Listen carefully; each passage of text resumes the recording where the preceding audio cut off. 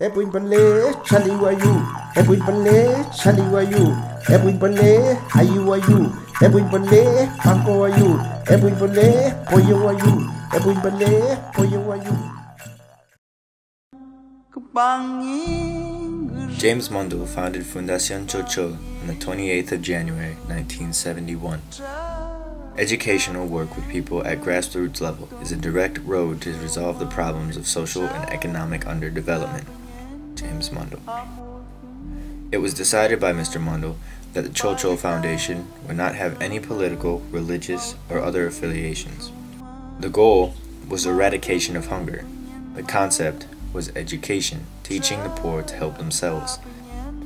James Mundell started from scratch, building the foundation from the ground up and recruiting help to get the foundation on its feet.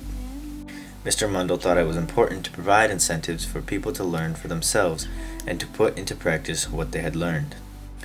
In 1994, Fundación Chol-Chol launched a women's program that evolved out of the weaving program.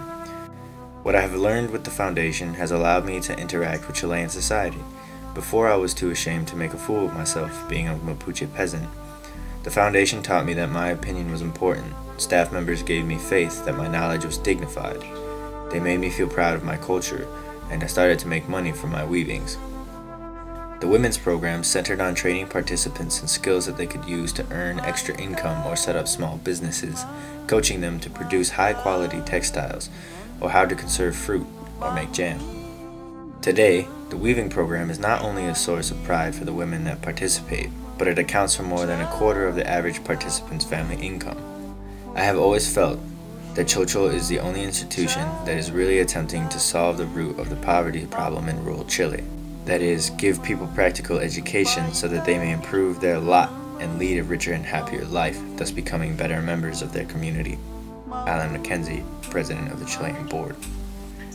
The Chol-Chol Foundation is a non-profit organization working for the sustainable human development of about 200 Mapuche artisans from southern Chile. Fundación Chol-Chol does this through the fair trade of their crafts and their empowerment in business skills and self-confidence integral to overcoming their impoverished circumstances. The Chol-Chol Foundation works with many wool products, of which there are many, and collaborates with more than 190 women from at least 31 communities. Fundación Chol-Chol works with the Mapuche and hopes to advance their culture economically, as well as educating others about the importance of the preservation of their culture. The Fundación Chol-Chol is a non-profit organization, and one of only 4 in Chile that is certified by the WFTO. The Mapuche do not have a written language, and in many ways the textiles they weave are the only representations of Mapuche history, religion, and cultural identity. The traiue, for example, is a traditional Mapuche feminine belt that is essential to the women in Mapuche society. The weaving tells others about the women wearing it, as well as reflects centuries of feminine weaving knowledge and history. The term fair trade encompasses a variety of practices that aim to incorporate ethical considerations into commercial activities. The considerations are inspired by values of justice, equity, solidarity, honesty, and respect. Since the 90s, the Fundación Chol-Chol has established a commercialization process that both assures a fair price for the work of the artists and artisans and acknowledges the cultural importance of the revived ancestral dyeing and weaving techniques of the Mapuche. This system is known as fair trade.